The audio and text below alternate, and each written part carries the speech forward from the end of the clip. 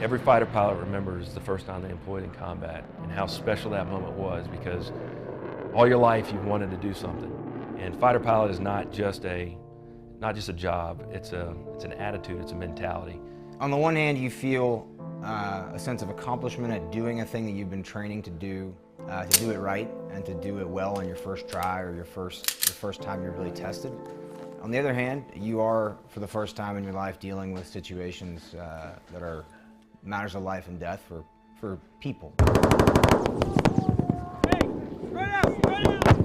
You realize how ops are different here in a deployed environment than they are back home. But you've never really had the experience to try your hand at any of those. You know, how do you deal with responsibilities that you might have around here that aren't the same as back home? I grew up very quickly based on some of the deployments I did when I was a younger aviator in my career. It all boils down to a handful of sorties to where you make a difference, you personally make a difference, your flight makes a difference. Guess what? Mission announced. VFR. All right. Wow. Gorgeous. No issues. All right, so you guys are signed out, done your caps. Some of the situations that you hear about and you hope you never find yourself in. I was flying with Hollywood. We're out doing just some base defense type stuff, kind of low key, watching over, looking at different sites when we got the call that there was a troops in contact about, say, 40, 50 miles away, which only takes us about 5 minutes to get there. Be advised, we just had a medevac, multiple Americans wounded.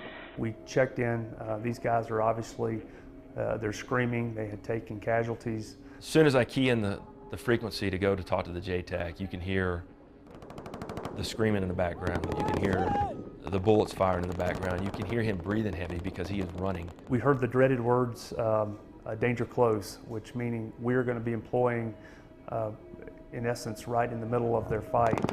The comms were terrible. I don't know if it's because his antenna's bouncing around as he's running down the streets trying to avoid fire, but I'm getting half of it. Hollywood's getting half of it. Well, our guys are getting shot up. We need those buildings dropped now. You know, we were trying to sort this out. It was very hectic, and our comfort level of where these bombs would go was not completely there yet. He's clipping for me, and I'm not comfortable dropping this bomb until we find out exactly what they want in the middle of the town. We're trying to piece this together, and the one thing I will never forget is if you don't drop those effing bombs right now, Americans are going to die.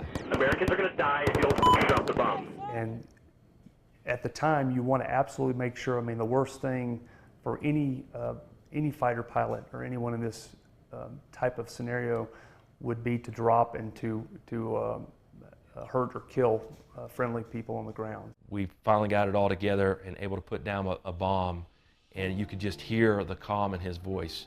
Sniper, good effect. And it was a big sigh of relief.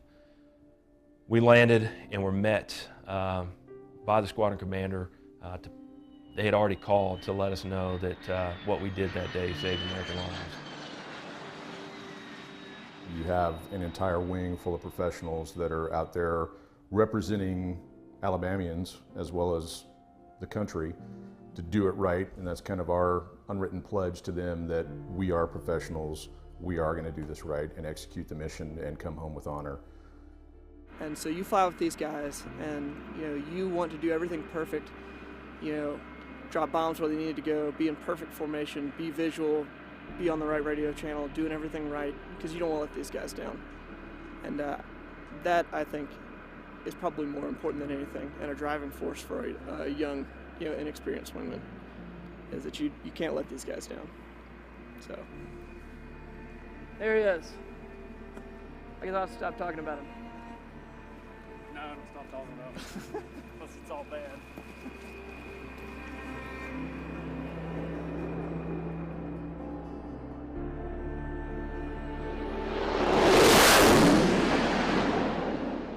That's what we want, is for the young guys to look up to us, to see us doing it right. So obviously that's incumbent on us to make sure that we set a good example, do things right as much as possible, and then that's the example that they see, and then they strive to also do at least as well, if not better. We are lucky to have two very solid lieutenants.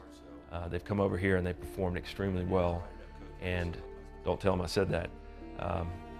that level of confidence of being here after the first time that they got to employ in true combat and the first time they take off over enemy territory, knowing that in a single engine aircraft, if I take a bird, if I have an oil problem, I might be dropping down into enemy territory and it's going to be a while before I'm picked up. I remember those nerves the first time I flew across the border into Iraq, and they have handled that extremely well and gotten past that and actually employed and have done phenomenal on their employments.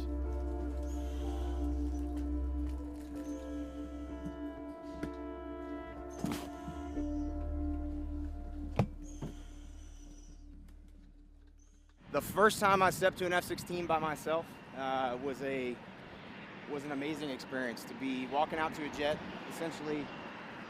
essentially holding the keys to the aircraft by yourself, no one with you to keep an eye on you. And now to be doing it here in combat is an incredible feeling of responsibility.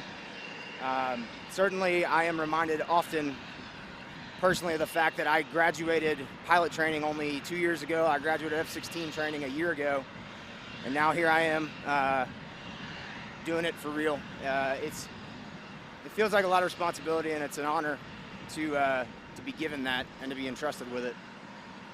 So, I mean, this jet is amazing, and I'm going to be in charge of it tonight, so you got to do everything right. Hey guys, what's up? The experiences that Split and I have gained over the course of this deployment are ones that you can only gain on deployment. Be it the flight hours, be it the working with JTACs, be it the comm problems that you have with the high terrain around here. Those are things that you can talk about back home, you can train to back home, but the state of Alabama is a pretty flat place. We certainly don't have any 18, 20,000 foot mountains around there, disrupting your comm, disrupting your line of sight. And so you take away experiences from here that you can't simulate very accurately back home. And having gone out here, having had the opportunity to actually work with guys on the ground, to make a difference in people's lives, to drop ordnance and to make strafing runs that are going to ensure that people go home to their families is a pretty awesome experience. Good hit, good hit. Everybody's been there as a lieutenant, and so to see those guys, knowing when they come back and the training they get and the experience they get, they're going to do well. But a great parallel is to think of World War II when guys were 19 years old and they came out with 100 hours of flying time and they were handed an airplane, a single seat P-51, and they were sent to war. A lot of brave men who took some pretty difficult steps at a very, very challenging time to make it possible for guys like myself to be here flying today. They fought very different wars. Their bravery was a different kind of bravery than ours, a lot more sometimes in the face of the enemy. And that's something that I think all of us still respect. It still commands respect today. Our squadron, we're the 100th Fighter Squadron, which is one of the 4 original fighter squadrons that were part of the 332nd group that comprised the majority of the Tuskegee Airmen. Most everybody knows the history of the Tuskegee Airmen. They were the Red Tails. They were the all-black squadron in World War II that performed outstanding, providing support for the bomber missions. And it initially was an experiment to see if, can someone who's black fly an airplane and go and be successful in combat? And obviously the short answer is yes. And they not only did it, they did it very well, exceptionally well. And you fast forward that through several iterations of fighter aircraft, and now we have the F-16, single engine multi-role fighter aircraft of the same lineage, same 100th Fighter Squadron. And we're here now in Montgomery, Afghanistan, doing the same thing, taking the fight to the enemies of our nation and supporting the men and women on the ground in close air support.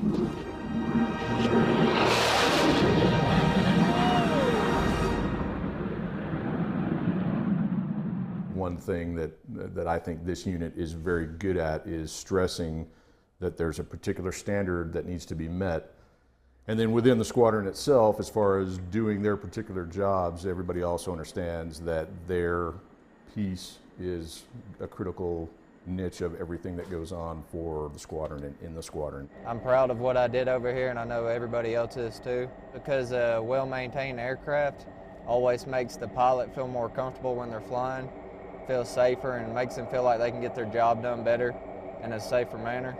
The bottom line is they all understand what it means to be professional, and they are the ones who are motivated to perform that way. They know what their jobs are, they know how to do them and do them well. There's always a legacy to uphold, but there's also your own legacy that you leave behind. What you do now reflects your life later on in the future. And it's all part of being from the South. It's part of our pride to let people know that the state of Alabama was here, and to leave a good name and to set the standard high for the other units to come in and fill in behind us. For me personally, coming over here for 6 months, away from family, has been a challenge, and it really makes you reckon with what it means to serve and what it means to be willing to answer your country's call to duty. I mean, that's something that I had heard about, that people talk about, but something that, you never know until you actually felt it. Till you hear gunfire going off in the background over this guy's radio, and you drop a bomb, and it stops. And, when he picks up, they get their stuff together, and they're like, all right, we're gonna press on with the exfil. That's a feeling that people had talked about, but having felt it now, it's pretty amazing. I think when guys looked up and they could see P-51s supporting them, the P-51 obviously did ground attack. When they could hear that P-51 coming overhead, I'm sure those guys on the ground, which had incredibly unfavorable odds on any given day that they went out to go fight, it made a difference in their lives. The F-16 and the role that we perform today, and specifically the role we perform in Afghanistan, which has to do with close air support and supporting U.S. coalition Afghan forces on the ground, the airplane is the difference. I mean, we own the sky. I think they take great pride not only in the close air support that the original Red Tails performed, and I think this unit takes that performance and that combat record to heart, and they're not going to do anything to taint that record. But they definitely came here, wherever it emanated from, they came here with a sense of purpose. And their sense of purpose was to represent their unit, their state, and their nation and their Air Force incredibly well. And you can see that very, very conscious of the character of their service and the character of their performance. The Tuskegee Airmen had to battle a lot of different things in order to be fighter pilots, not just learning how to fly and learning how to employ a fighter aircraft in combat, but they also had to overcome all the racial tension and stereotypes that existed in America. But at the end of the day, the most important thing was what kind of pilot were they, what kind of excellence did they have, how did they fly the mission, how did they fight, and that's what truly determined the success for those 996 airmen who graduated the Tuskegee experiment. And the exact same thing holds true today with Split and Lefty. Everything that they do is going to be heavily scrutinized, and at the end of the day, as long as they meet or exceed the standard of the 100th Fighter Squadron, then they will continue to be successful here, and they will continue to do well. And I have every confidence in both of those young men that they will do just that.